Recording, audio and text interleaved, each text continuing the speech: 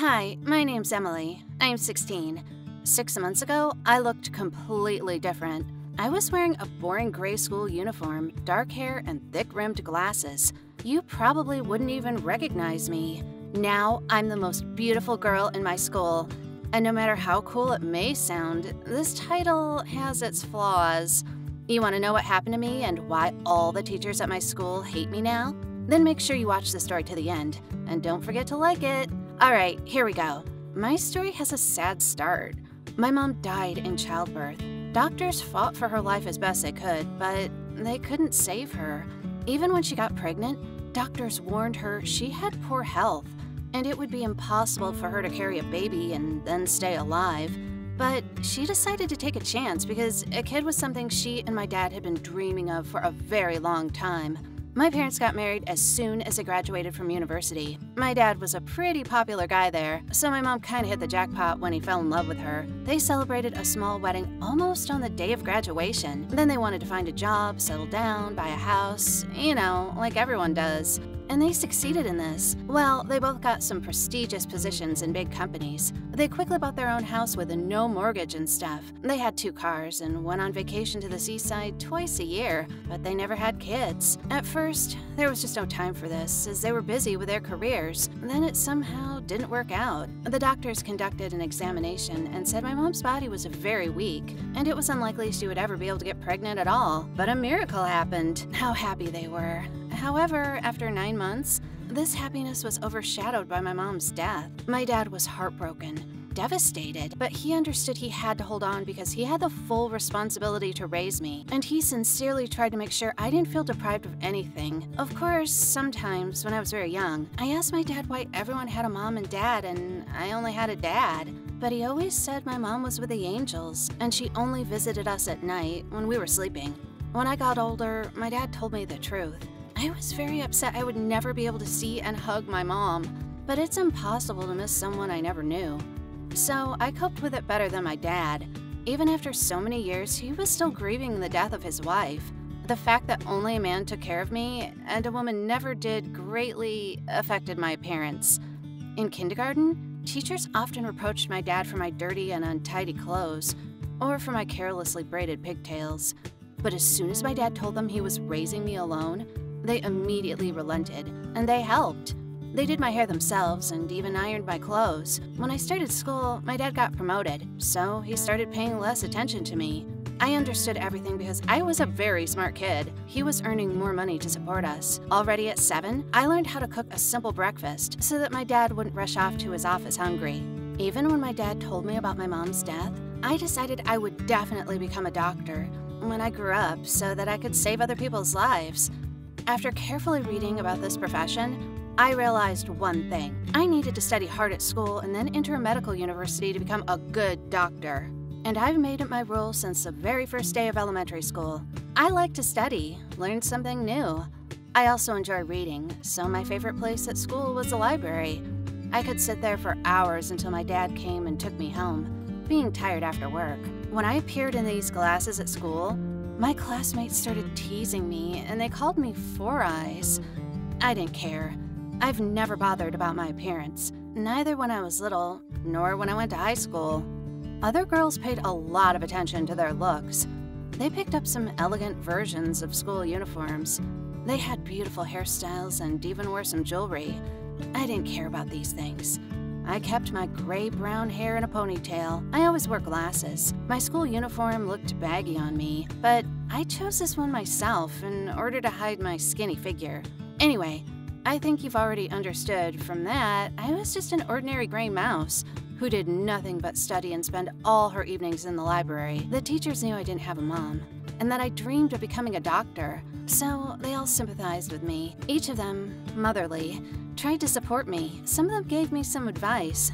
Others cheered me up when I was sad. Well, all the teachers loved me because I was brilliant at my studies, but my classmates thought the teachers just felt sorry for me, and that's why they gave me good grades. None of them paid attention to the fact I studied hard day and night. It didn't mean anything at all to them. One evening, my dad came to my room and he said he had some news for me. He looked worried. It turned out he met a woman at work. She immediately showed him some attention. but he didn't allow himself to answer her for a long time because he cherished the memory of Mom. But one day he realized that 15 years had already passed. You can't return to the past, and you have to live on. His daughter would soon become a big girl. She would study at a university and create a life for herself, and he would be left all alone. Besides, he really liked this woman. Oh yeah, her name was Catherine. One day, he picked up some courage and asked her out on a date. He didn't hide anything from her and said he had an adult daughter. Catherine was not frightened by this fact.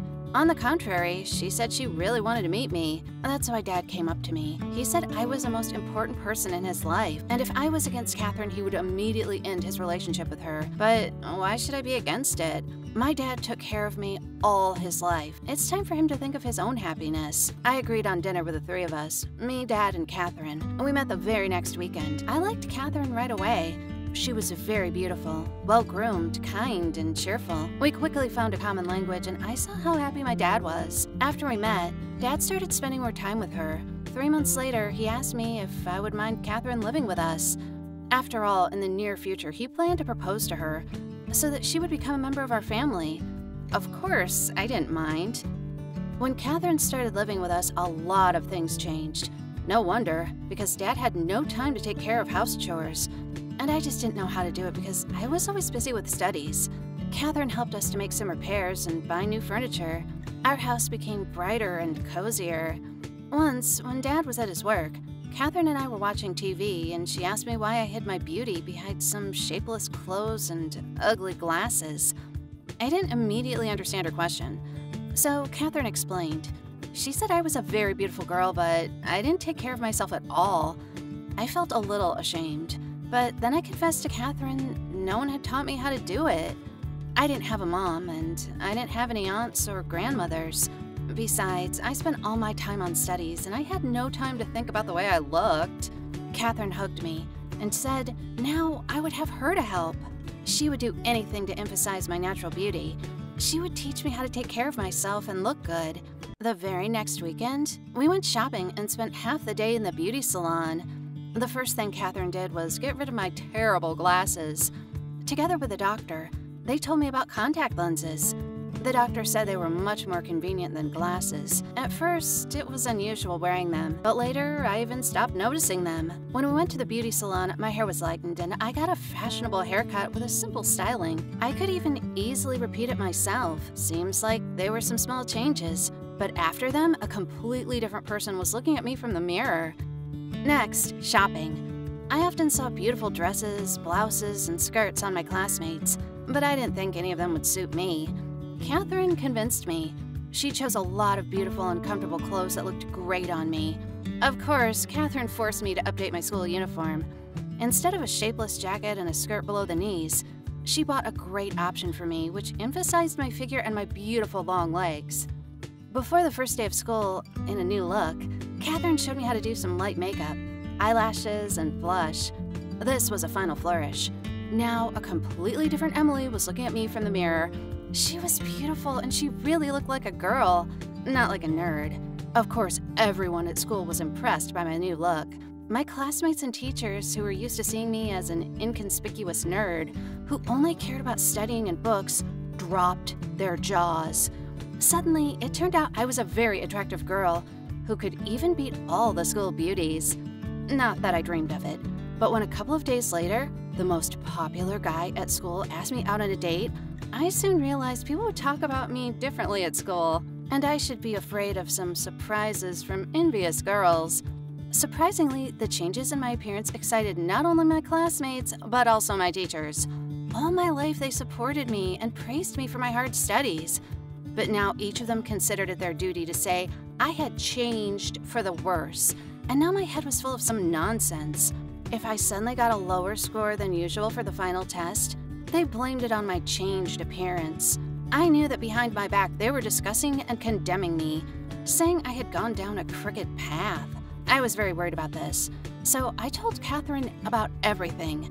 She replied that the teachers were just jealous of me because they would never be able to change themselves as they were too old. And I still have a lot of time ahead of me. This is probably true, but I'm still very concerned about the teachers' attitude towards me. I'm afraid this may affect my exams and my further admission to the university. Guys, should I go back to the way I was? I guess there were fewer problems. What do you think? Should I worry about it? Or should I just keep studying without paying attention to the conversation behind my back? Type your answers in the comments below. I hope you liked my story. Please, subscribe to the channel and click thumbs up. Click the bell button to turn on notifications and stay tuned. Bye, everyone!